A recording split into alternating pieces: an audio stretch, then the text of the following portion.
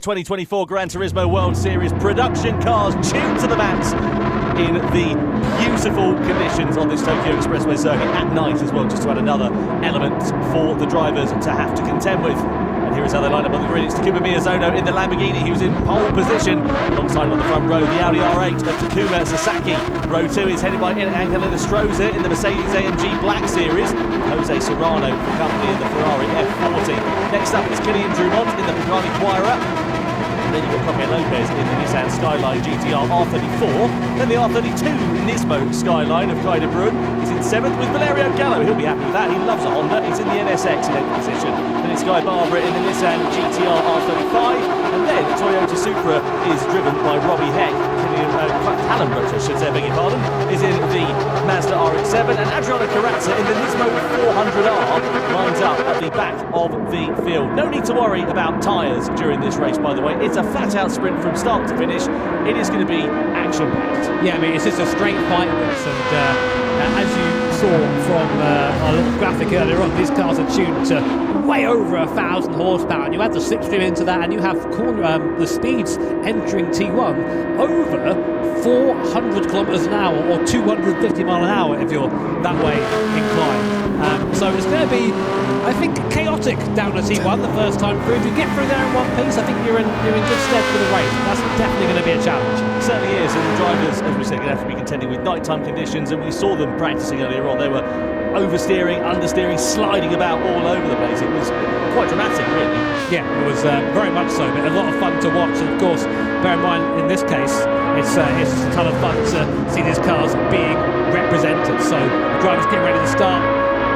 So then, it's time to go racing. The sprint race for Nations Cup here in Tokyo is underway. Miyazono leads the field across the timeline, then Sasaki in second, Stroza in third. You can guarantee that order will be changing by the first corner, and even within a few hundred metres it's changed, because Sasaki goes through into the race. Now Miyazono goes from being the hunter to, or being the hunted to being the hunter rather, I should say. Serrano there lurking in the background has got to take Stroza. It funnels right down into turn 1. Who's going to be last in the late break? Is Miyazono on the inside, then Sasaki and Serrano bang into the wall for Sasaki and also for Serrano. Stroza takes advantage and goes through to third position, and somehow, in all of the drama, Miyazono manages to retain the lead. Yeah, I mean, they've had the brakes upgraded these things, but I mean, slowing from that sort of speed is very, very difficult indeed. A couple of cars into the wall there. Miyazono out front from Sasaki, Stroza there in third, Serrano fourth. But as you can see, very, very tricky getting these production-based cars through this circuit. So much power being delivered to the wheels here. Some of these cars as well are rear-wheel drive, some are four-wheel drive. There's an advantage there in traction zones, but of course in the corners they're going to be a bit more susceptible to understeer the four-wheel drive machines. But coming through this tight section for the first time, we now come back up towards where we started our rolling start.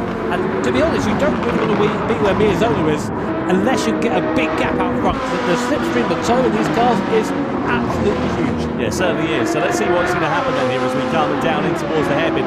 They're not favourable on traction, these cars, at all, because the amount of power that's going through the rear axles, or indeed sometimes the front and the rear axles, you've got to be really, really ginger on the power. Someone's out well by this kind of run, isn't it? Yeah, he's off into the centre of Tokyo, I think. He's ended up in Ginza or something along the lines of that, but manages to keep it right in and holds on to 8th position. On board we are here with Jose Serrano. Look at the power here of the Ferrari F40 as we go into the tunnel, and his next target will be Sasaki in front. So the two Japanese drivers now leading the Spaniards.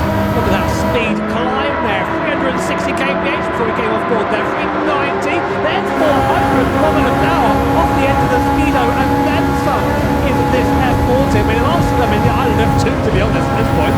It's very, very complicated. Do they ever get stopped in time this time through? They do, and Kai de Bruin almost getting it wrong in the skyline, almost going to the back of Jose Serrano there, but Sasaki up into the lead now, of course, after that slipstream opportunity. But you're seeing these cars are insane. And you have to belong to a rather special club to be in one of these cars, Tom. Certainly do.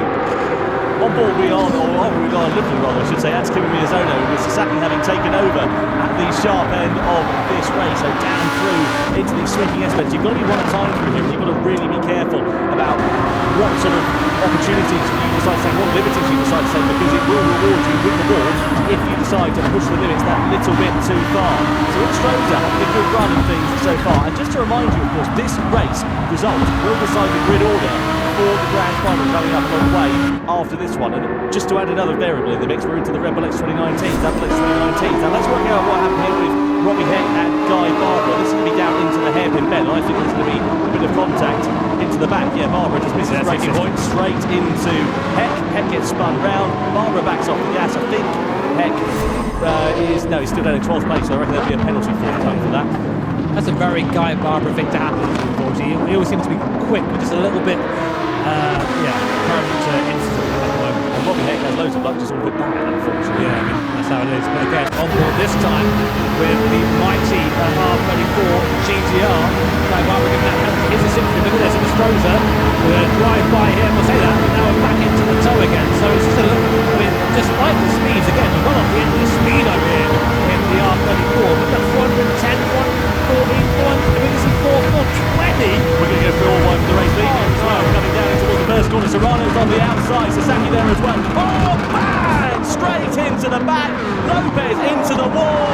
And that is drama. And we were expecting it to kick off. And unfortunately it did in the biggest way at the start of lap 3. The upshot is it's Sasaki, Miyazono in Stroza out in front. And now we've got Lopez, who's got a lot of recovery work to do. He's going to be able to salvage a result from this race and secure himself a good grid position for the grand final. Yeah, that's our championship leader right there in jeopardy. So, I mean, we know Coque Lopez is going to come back through the field, but obviously you don't want to be doing that. And that'll likely be a penalty as well, but he just ran into the back of the guy in front. Valerio Gallo, good race from him so far, up to P5. He's moved up 3 places from his starting position in 8th, so now onto the back in front. That NSX doing pretty well. Here's a replay, you missed it, of Coque Lopez just getting the braking all sorts of wrong. He actually helps to run out a bit there, I think. I think you knew that you'd outbrake yourself, but you just decided to go straight to the wall with all that. The facial reaction says it all, doesn't it? Oops. Yeah, something's wrong with him running around in his head, but we can't repeat the forecast. Guy Barbara did, by the way, did pick up a 2-second penalty for troubles after that collision with Robbie Heck, just for your information. Miyazono a bit deep at the hairpin there. That allows the door to open for Inestrosa, who's gladly ready to walk through it and slot into the slipstream of Sasaki, the race leader. Lopez and Serrano now under investigation for that collision at the start of this lap as well.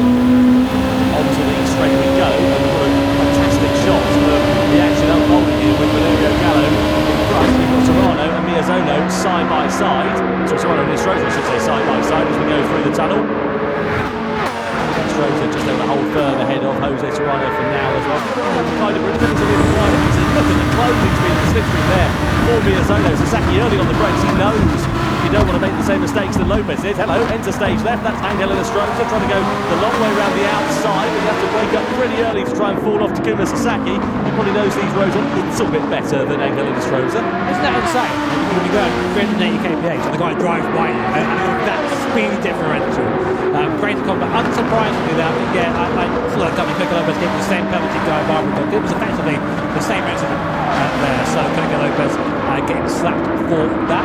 Meanwhile, the fight for first now really between these 5 cars. There's a bit of a gap behind us to kind of ruin in the R32. On board again with the NSX Type R of Valerio Gallo. Currently second in the standings in our Nations Cup. So again, looking for a good position here, looking for a good result, just to try and put himself in a nice order for the race coming in the Grand Final. Yeah, this is a great opportunity here for Gallo to try and take what we can see is that it's for Lopez, especially with the penalties to pay on the Spanish roads. Gallo there, brilliant driver, fantastic. Lopez will open another 1-second penalty to add to his woes there as well. Down on the brakes we go into the hairpin. Gallo's just going to buy this time. There's no point going and diving up the inside because you're going to lose all of that by the time you come to this next straight. Yeah, he did back off there, I think, to get this toe. This is how strong the toe is. So right now, we're in P5. Let's see how much time we can gain being the last car in the train. I'm saying that. This car's rocketing away from the NSX down the straight. Let's see what Gallo can do. As Serrano was in a Stroza. Who's that as well? That kind of ruining the skyline. Look at the power of the thing. But he's passed Valerio Gallo. He's now chasing the cars in front. No, he's fallen back by again. But you can see just how strong the toe is against Sasaki and Miyazono trade places. I think they're being a bit careful, but they're saying that. Miyazono's trying to keep it on the inside. There's Valerio Gallo diving up the inside of everyone up into P3. Was there contact there, Tom? I don't know if there was. Inestrosa was out well wide, but I think he was on that course to himself. A contact to the wall there as well. Serrano's in the middle of a bit of a pickle here because he's got De Bruyne in front. He's trying to to hide rather, I should say, but also trying to attack the driver in front. And sure enough, you change to the next corner, and the order has changed as well. De Bruyne side by side now with the Ferrari as we come through this ever-sweeping series of corners, and De Bruyne just keeping his power to drive for the time being. This is just what a race this is. What cars these are. The speeds are ridiculous. The thing is, at these speeds, if you do get something wrong, you miss your breaking point by Gallo just driving by Suzuki there. He did need invited twice for that, didn't he? So Gallo now up into second place. What a great drive from the Italian so far. Of course, his cars are very different from the X2090s, but we see this with Valerio. He really likes his production-style cars. Car that gets soft, a bit more rolled to it. He just loves this sort of car. He really is just doing so well today. I'm loving this production as well, because we get to see the beautiful interiors with the team, the Lithuanian model as well. I was actually watching on board Valerio Gallo a few minutes ago, looking at the clock, and I noticed that the clock does actually work in real time as well. Just that low middle attention to detail that we just don't see anywhere else. Meanwhile, Sasaki is keeping on his clock because he knows that the time will be running out as we head to the halfway stage. So he now gets past the Honda NSX of Valerio Gallo and back through into second position. Look at this, 3 abreast as we come through the tunnel. Oh, contact there with De Bruyne and in Estrada. You've got to be so careful of that, because these cars, when they're on the edge of adhesion like they are, you can flip them round with your little finger and it doesn't take a lot of contact at all to ruin your race. De Bruyne keeping a watching brief now, right on board with him. This is a familiar sight for you if your name is Jimmy Broadbent, because there's a similar interior for your car. Look at that, Sasaki on the inside and Gallo as well. It's going to get messy this one, isn't it, at the closing stages. You can just sense it's going to really bubble up.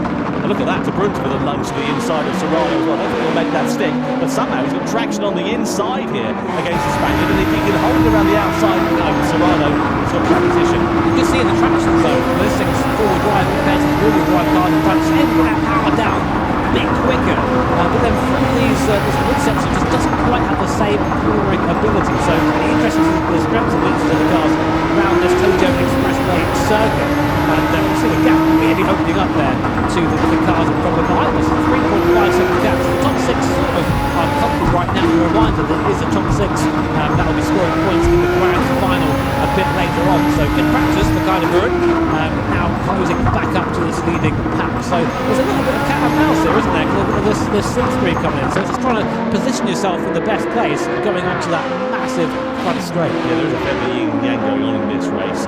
Lopez, by the way, down in 10th position. His race not going well at all, and that's going to give him a big uphill task for the grand final in the X2019 a little bit later on. But if anyone can turn it round, Jorge Lopez can. If you remember, he started last on the grid in the grand final in Prague, managed to get his way up to a podium finish, could have possibly fought the victory. On board we are then here with Guy De Bruyne. He's got Angel Estrada directly in front in the Mercedes AMG Black Series. Then it's Valerio Gallo on the road. He's going to drive breeze on by Mercedes already, because pulling out the slip through there is in Estrada on Valerio Gallo, and De Bruyne there, though he's got a fair bit of straight line speed, and that's where the strength of this Nissan GTR seems to be at the moment. He's just not able to use it for the time being. It's going to be a lunge to the inside. We're side by side there for third. Estrada looking for the long way around the outside of Valerio Gallo. There'll be a brave move if he can pull it off. Indeed he can't. The door's open for Guy De Bruyne, who gladly tries to walk through it. There's a bit of hidden shoulder going through into turn 2, and De Bruyne does manage to get the better of Estrada and goes up into 4th. The braking zone is just so long here. Such good opportunities for these big moves if you're comfortable in taking that risk. We've seen what happens if you're just a little bit too late in the brakes here. That barrier is just waiting to greet you from the outside of the ball. And again, you see it. This skyline just a bit weak in this part of the circuit. It can't keep up the rest. Tell you what it has done though, it's just allowed the top 3 to have a little bit of breathing space. Only 7 tenths of a second or so, but whilst they've been squabbling amongst one another behind, it's just broken the pickup ever so slightly. And likewise, Miyazono, he's begun to pull the pin now. He's got 8 tenths of a second. That's the biggest gap we've seen all race long for the lead. Tell you what, that NSX very, very strong in that midsection there. Looking to then, Gallo is desperate to get by Suzuki. I think he's being held up a little bit now. But as you're saying, this Suzuki being a bit slow is giving Miyazono that gap. And we're getting to the point now where the draft isn't going to quite be as strong. That's what is keeping these guys together. But of course, you might have played the old GT4 driving missions, the slingshot missions. That's what Gallo's going to do now. He's going to wait, try and get a good one out of the corner, get a massive draft. You see the difference between all-wheel drive there and real drive before. That's amazing. Patience is going to reward these drivers. You've got to be like a toddler waiting for opening presents on Christmas Eve. You've got to be careful about how you do this one. You can see there, Guy De Bruyne now goes up into third position against Valerio Gallo across the time line. To go 3 to go then at the end of this one. So De Bruyne in third position in the Nissan Skyline R32. Just up in front you've got Sasaki, who's taken over from Takuma Miyazono. So that 8th of a second lead washed away in the space of less than one straight. Miyazono has a look back on the inside of the Lamborghini. Can he make it stick? I don't think Sasaki's going to hold him up too much, because he knows if they start squabbling, I say that, he goes back through on the inside. Beautiful switchback from Sasaki, but it's released the rest of the field to close right up onto the rear wing of the top two once again. I know, obviously we're impartial here in the commentary booth, but I am cheering a little bit for that R32 first place. Kind of Broom doing things to that car that I'm not sure it's meant to do, to be honest, but they're now in the back of the train. Look how close these guys are. 6 cars all separated by about a second as we're on the lap 8 of 10. So about a lap, 2 laps and a half to sort this all out for our guys here. Jose Serrano on board in that awesome Ferrari F40, always also looking to bounce. You get the real impression, Tom, that anyone could win this race. Yeah, it is going to be a loss. Oh, De Bruyne's wide though. That's allowed Gallo through, and Serrano possibly to pick up the pieces as well. De Bruyne's still there on the inside, trying to hold firm for 5th position at the moment. You see up in front now as well. Once again, that yin and yang, ebbing and flowing of this race. Sasaki leading from Miyazono. Gallo and Miyazono now side by side for second as we come down into the hairpin. Is Miyazono going to launch it through on the inside, or is he going to try and wait another day? No, he's going to go through. He's got track position on the inside. Will Gallo try and challenge him on the exit of the corner? He just lets him through and decides to go into the slipstream to attack him on this start-finish straight. So 2 to go then. The NSX just can't get out of the corner. Every time you see it struggle compared to the cars around, you get in the background. Kind of Ruin in that 4-wheel drive R32 GTR just pulls alongside with ease, and they're now side by side in the mirror. What a shot that is to be come down again to the first corner on board here. Zona, look at that speed, look at the mirror. Kind of Ruin is there behind, challenging. He's up to second place. Will he ever go up into Miyazono for first on the inside as well? Oh, that was around he goes. It bottlenecks up into turn 1, and De Bruyne round like a tabletop at the start of the penultimate lap. What a shame for the Dutchman. We've always talked about him and his misfortune in the GT World Series, and unfortunately it comes home to roost as he plummets down the order.